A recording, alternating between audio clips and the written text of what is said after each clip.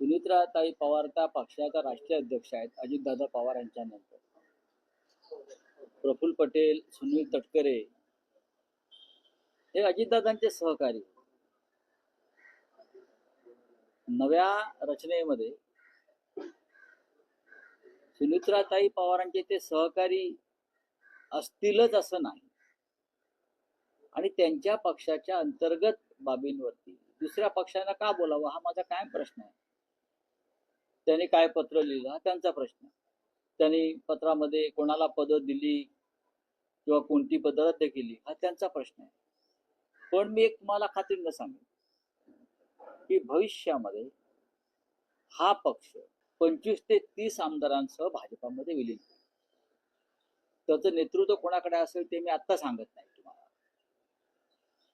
आणि त्याचबरोबर शिंदे गटाचेही तितकेच आमदार हे भाजपात विलीन होते. दोन्ही पक्षांचे तेवढे 25-30 आमदार हे भाजपात विलीन होण्याच्या मानसिकतेमध्ये आहेत. फक्त त्यांना काही काळ वेट अँड वॉच थांबण्यास सांगितलं. सुनित्राताई पवारांचा पक्ष आणि एकनाथ शिंदेचा पक्ष भविष्यामध्ये यांना विलीन व्हावंच लागेल. आता काल पुन्हा एकदा, आजचा आपण अगदी वाचला असेल, काल पुन्हा एकदा सुप्रीम कोर्टानं 1 तारखेला सुनावणी घेणार होते शिवसेना पक्ष आणि चिन्हाबाबतीत. ती पुन्हा 23 एप्रिल पर्यंत ढकलली. या सुप्रीम कोर्टावरती विश्वास कोण ठेवणार? 50 वेळा सुनावण्या पुढे ढकलतात घटनात्मक पेच असलेल्या खटल्यांच्या संदर्भात. 50 वेळा सुनावण्या पुढे ढकलण्याचं काम सुप्रीम कोर्ट आणि खास करून मुख्य न्यायाधीश करतात. न्यायालयावरती विश्वास कोण ठेवणार? ही न्यायालय म्हणजे अमित शहा आणि नरेंद्र मोदी यांचे गुलाम झालेले आहेत.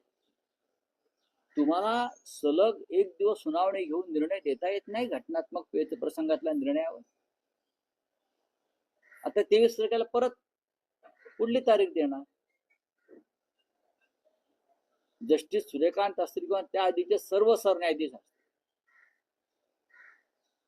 त्यांची मानसिकता आणि त्यांनी दबावाखाली घेतलेले निर्णय या बाबतीत आता एक फेरविचार, पुनर्विचार आणि पुनरावलोकन होण्याची गरज आहे. तर गौतम अडाणीच्या संदर्भात इतके खटले सुप्रीम कोर्टापर्यंत पोहोचले आणि एकाही खटल्यामध्ये गौतम अडाणी हारले नाही. एकाही खटला. शिवसेनेचाच खटला जर तुम्ही घेतलात, खरी शिवसेना किंवा खरी राष्ट्रवादी काँग्रेस गेल्या 4 वर्षापासून तारखांवर तारखा पडतात. सुनावणी पूर्ण झाली, अंतिम सुनावणीसाठी वेळ मागितला जातो, अंतिम सुनावणीसाठी. पण अशा संविधानिक पेच असलेल्या प्रसंगात सुद्धा, खटल्यात सुद्धा सर्वोच्च न्यायालय हे खटले गांभीर्याने घेत नाही. का? कोणाचा दबाव तुमच्यावर? आपण देशाचे सर्वोच्च सरन्यायाधीश आहात ना. तुमच्यावर दबाव असेल तर तुम्ही सांगा माझ्यावर दबाव आहे की शिवसेनेचा खटला, शिवसेनेचा चिन्ह आणि पक्ष याबाबतचा खटला चालवू नये असा आमच्यावर दबाव आहे. हे त्याने हिमतीनं. न्यायालयामध्ये आम्ही जातो कशा करता? सोल्युशन निघावं. या देशातला निवडणूक आयोग हा चोर आहे. या देशातला निवडणूक आयोग हा चोर आहे. कालच एका प्रमुख व्यक्तीनं, निर्मला सीतारामन यांचे जे पती आहेत परकला प्रभाकर राव, यांनी आंध्रमध्ये रात्री 11 नंतर 4.7% मतं म्हणजे 14 लाख मतं राज्यभरात कशी वाढवण्यात आली रात्री ईव्हीएमच्या माध्यमातून, त्याचा खुलासाच केलेला आहे निवडणूक आयोगासंदर्भात. आता हा विषय जर आम्ही निवडणूक आयोगाच्या दारात घेऊन गेलो तर निवडणूक आयोग सांगेल, निवडणूक आयोग हा न्यायालय सांगेल की निवडणूक आयोग ही एक स्वायत्त संस्था आहे आणि निवडणूक आयोगावरती संशय घेता येणार नाही. अहो, सुप्रीम कोर्टावरच संशय आहे. सुप्रीम कोर्ट, निवडणूक आयोग, राष्ट्रपती, राज्यपाल या सगळ्या संविधानिक संस्थांवरच जनतेचा संशय. लक्षात घ्या. आंध्रमधलं मतदान ज्या पद्धतीनं केलंय असं परकला प्रभाकरराव सांगतायत, त्याच पद्धतीनं मतदान पश्चिम बंगालमध्ये केलं जाणार आहे. कळलं? त्याच पद्धतीनं महाराष्ट्रामध्ये सुद्धा झालं. आता कोण एकनाथ शिंदे? त्यांना इतक्या जागा मिळाव्यात? कोण? त्या आंध्रमधल्या एका पक्षाला सिने अभिनेत्याच्या 21 पैकी 21 जागा जिंकतो. हा, 21 जागा जीता है, 21. एक फिल्म एक्टर का पार्टी है कोई, 100% रिजल्ट. दूसरी बात है, महाराष्ट्र में यही हुआ ना. बीजेपी ने जितनी सीटें लड़ी थी 99% उनको रिजल्ट मिला है. 99. कौन है ये लोग? क्या किया? एकनाथ शिंदे, अजित पवार, असे कोणता महान कार्य, असं कोणतं महान कार्य केलं? या देशात दुर्दैवानं आम्हाला न्यायालयाच्या दारात जावं लागतं. स्वतः उद्धव ठाकरे या बाबतीत न्यायालयाच्या बाबतीमध्ये निराश आहे.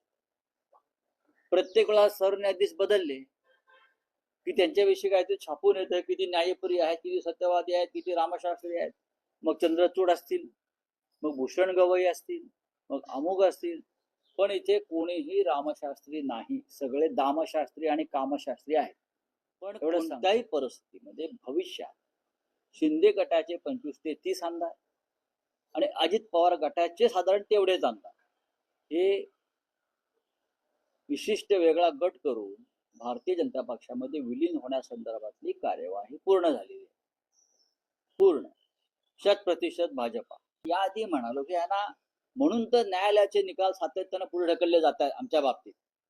कारण त्यांना न्यायालयाला, सर्वोच्च न्यायालयाला माहिती आहे की घटनेनुसार, संविधानानुसार, 10th शेड्यूलनुसार, पक्षांतर विरोधी कायद्यानुसार पक्ष आणि चिन्ह हे शिंदे गटाला आणि अजित पवार गटाला मिळूच शकत नाही. एक तर ते स्थगित होईल किंवा मूळ शिवसेनेलाच मिळेल. म्हणून तर ते चाल ढकल करतायत. जर निकाल कुठतरी गटाच्या बाजूने लागला असता तर एका मिनिटात निकाल दिला असता हो.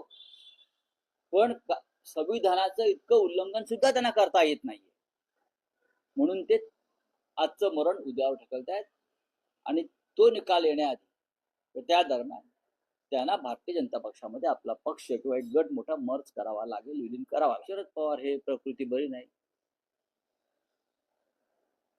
त्यांना भेटलो, त्यांच्या प्रकृतीची विचारपूस केली. त्यांच्याशी बोलताना मला ते असं म्हणाले की मी आता काय करणार पुढे. ते म्हटले नाही, आता परत महाराष्ट्रात माझा दौरा आखण्याचं काम चालू आहे. एवढाच ही चर्चा आहे.